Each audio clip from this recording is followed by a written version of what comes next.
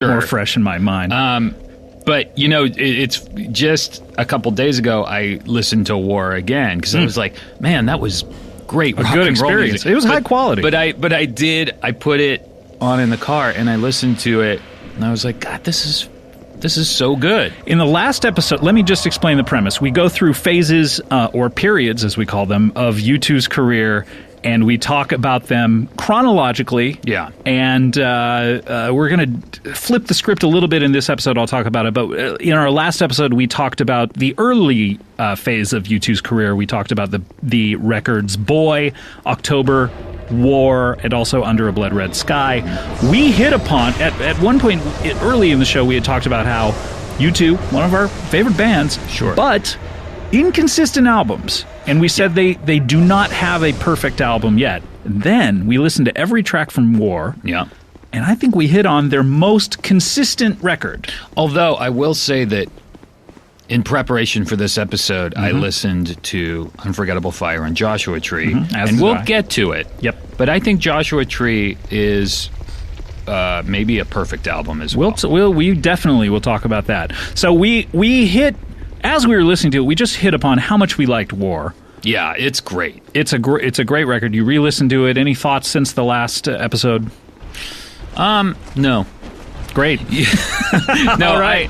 I feel well, like... that's been our show. I was just kind of... the sense that they were like, all right, let's stop fucking around. We fucked around a lot during October. Like, it was all fucking around. Like, we could have called that record The Fuck Around Gang, Fucks Around. P.S. We fucked around. You could call that album One Good Song and then a bunch of fucking around. Yep. And legally they could not argue with it. No one could legally, because a couple people have been trying to argue with that. That's an interesting point that we did not cover in the last episode, is that whatever you title a record legally has to be accurate to the record. Yeah. So, for instance, a lot of by the way, through the episode, I'll be talking a lot about U2 trivia, so that you never have to listen or read any magazine article about U2 ever again. But the record October, they recorded it all within the month of October. Yeah, and War, as you know. Sure, you're pointing to me. Oh, I thought you were going to say what. Oh, no, but you go ahead. Oh, because sure. you started the sentence, and I'm not in the habit of interrupting. Well, War was recorded over a 5-month period, which is one of the reasons it's much better. But all they ate during the recording of the album was raw fish. Yes. And they put it backwards, because technically you can, whatever you title the record, as long as it's frontwards or backwards, it has to be accurate. It was actually, there was a representative from the record company dropping by Dublin to get the master tapes, and he said, what's the name of the album? Today's the deadline. And The Edge was... The lads from Liverpool, they were saying, yeah. Well, we ate a lot of raw fish while we did it. Raw fish. And they had raw written on a piece of paper, and The Edge was like, this record company guy, just get off my back. And he was sitting in front of a mirror, and he just held the piece of paper up. He's like, this is it. Yeah. And the record guy, he's like he can't see what The Edge is doing. He looks. He was half blind. Yes, and the other half not that great either. No, you know, he was like 3/4 blind. Yeah, and looking at the word raw in the mirror. In the mirror, boy. And you know the rest? Rock and roll history. Rock and roll history. Yeah. So we're going to be dropping little pieces of trivia like that. Trivia bombs. Yeah, I like to call them trivia bombs as well. Yeah. Well, me too. I just called them that. Well, I like to do it, is what I'm saying. Well, I just did. So okay. Well, boy, you know what? Heck, it's tough sitting across the table from this guy. Take a break yet? Or? No. Okay. No break yet. We're just getting started. Okay. So this episode, we are going to talk about the Unforgettable Fire. Yeah. And we're going to talk about Joshua Tree, as well as Wide Awake in America, which is an EP they put out in between those two records. Sure. We were going to talk about Rattle and Hump, but we're going to save that for the next episode. I think Rattle and Hump, I think it belongs, it's part, because they tend to move in three record movements. But I think Rattle and Hum is part of this movie. It is. But it ended up being its own thing, albatross. because we got to talk about that in the next episode, because it became a whole thing. So it's an entire episode dedicated to Rattle and Hum. Possibly. Okay. We'll see what happens. All right. But let's focus on today. This episode, we're going to talk about The Unforgettable Fire and about the Joshua Tree, as well as Wide Awake in America. And that whole period, we're going to talk about Live Aid, the cover of Rolling Stone. Cover of Time. Cover of Time magazine. Well, yeah, that's what I meant. Time magazine. Oh, okay. And I then- thought you were just talking about Time. No, itself. no one's ever been on the cover of just like What? this general sense of Because time. I've heard a lot about, hey, I made the cover of Time, and I assumed it was the cover of the concept of time. No, that's impossible. Or maybe it is possible. I mean, if you really think about time as sort of an abstract concept, Then one could cover it. you're really turning me around on this. Thank you so much. And then also the Joshua Tree tour, which sort of took over America. I mean, I remember it. It lasted for a long time. So we're going to get into it, and we're also going to just talk about our personal relationship to this music. So if you didn't hear the first episode, we talked about how we started to like the band, where we first heard them, why we like them. And do you mind if I talk about what you said to me after we recorded the episode? And, you know, if you're not okay with Get it, the we fuck can, out of my face. Can we talk about that? Because I thought it was weird that you showed up again to this. Yeah, sure, we could talk about that. If it's not okay to talk about what you said to me afterwards, we'll hear a beep and then we'll just pick right back up. Okay, what did I say?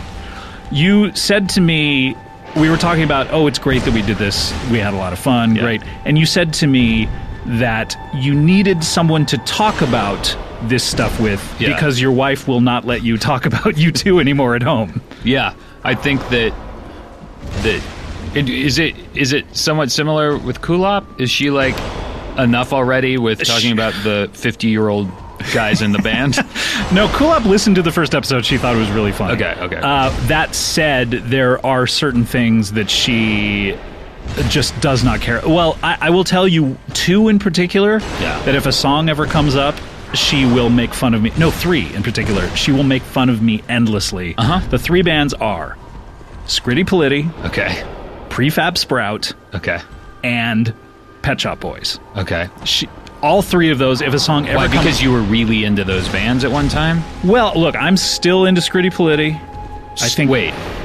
You're still into Scritti Politti? They're great. Okay. I'm into those records. Do they still exist? Technically, he put out a record maybe okay. 3 years ago. I went to go see him live at the Roxy, and I got there early. I think the show was at 8. I got there at 8:10 because I was like, this is going to be a mob scene. I want to make sure. This is the first time he toured in 20 years. Sure. 30 maybe. Sure. I want to make sure that I'm close and I'm not sitting in the back. I got there, no one was there. No. And the Roxy holds 500 people, I believe. And by the end of the night, there were maybe 300 there. Wow. Not a problem getting a bird's eye view of that. Wow. Was it, were you like, this is great, I got the best seat in the house, this is a great show, or was it more just depressing? It was good. It was good to see him. Yeah. I love Cupid and Psyche 85 and Provision. I don't know what any of those that is. are- I mean, I know they're one hit. That was a Perfect terrific way. song. Yeah, but- those two records are just flawless, I think. So, by the way, you're listening to you talking U2 to me, and we're talking about Scritti Politti. And but no, like something about his voice, Kulop makes fun of me so much about because he started the latest record with a song called Boom Boom Bap, which is he's very into hip hop, even though he doesn't necessarily do hip hop music. But he has this gentle voice. If you've never heard of Scritti Politti, go look him up. But he has this gentle, like almost girlish voice. Yeah. And the song starts with a boom boom bap, and she will not stop making fun of that band just because of, like, I was like, hey, this is one of my favorite bands, new record, let's listen to it. A boom, boom, bap, and it was done. And for her. she latches onto that and will not. She latches onto that. Prefab Sprout has a similar kind of voice. She makes fun of that. And then Pet Shop Boys had 3 unfortunate songs. New York City Boy and I'm with Stupid and another song that are just like really dumb and obvious singles that I hate. Yeah. But once she heard those, she was like, Well, I think, if you don't mind me saying so, Sure. Kulop's being a bit unfair. she's being a bit of a bitch. Yeah. Kulop, stop being such a bitch. Hey, Kulop, if you're listening, which hopefully you will be, and I'll, much like when we listened to episode 1 in the car together, hey, stop being such a bitch. Because every band is going to have some shitty songs. Sure. And we'll talk about U2's shitty songs. Yeah, they have a bunch of shitty But songs. what is Naomi's deal with U2 and you? She, I think she would also listen to the podcast and probably think it's funny and prefer it to me Actually talking to about her about U2. What are the conversations that you've had? About U2? Yeah.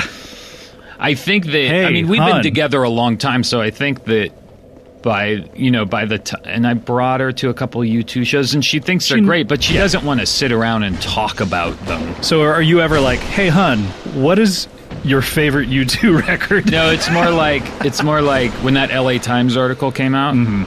I was like, oh my god, I was so excited about all this new information About the new record coming Yes. out, and yeah. She was in the kitchen and I was sitting at the table And you went, oh my God. yeah, and I started. And she said, kind what? of telling her, like, oh, this is going to be great for the podcast because there's all this information. And she is fine. I can just tell she doesn't give a shit. Right. I mean, she's not an asshole about it, but I can tell she does not care.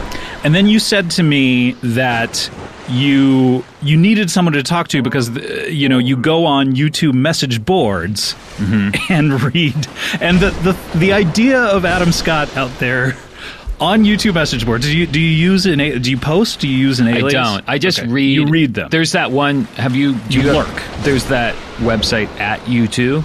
I do not know it, Okay. but I'll take your word for it. I mean, you have no reason to lie.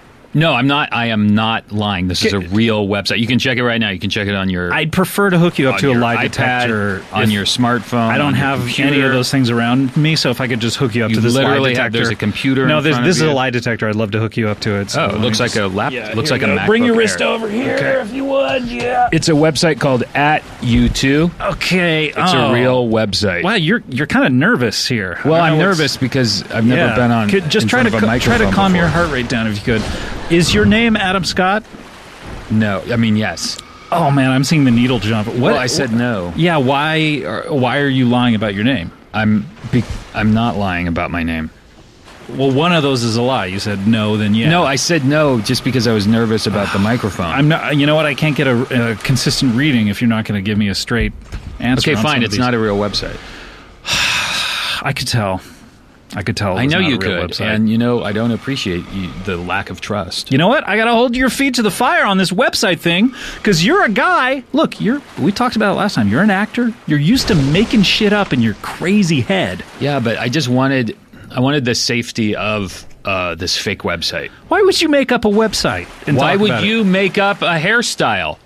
Your famous hairstyle that I you need my haircut. Oh God. And so you have to make up a style. Go into the barbershop. Let me have the Ackerman. It's like, why? Why did you have to do that? Why Well, did you have thankfully, so many people are getting them now that it's really I know. How much money do you make per year on the hair, just the hairstyle? just from the hairstyle. Well, I make whatever you tip the hairstylist. So keep those tips coming because you get all hairstylist tips? yeah. For even hairstyles that are not my own. Wow. In the whole country? World. You get hair, Not a lot of tips outside the U.S., I gotta say. Right. People kind of take haircuts for granted outside the U.S. By the way, you're listening to You Talking U2 to me.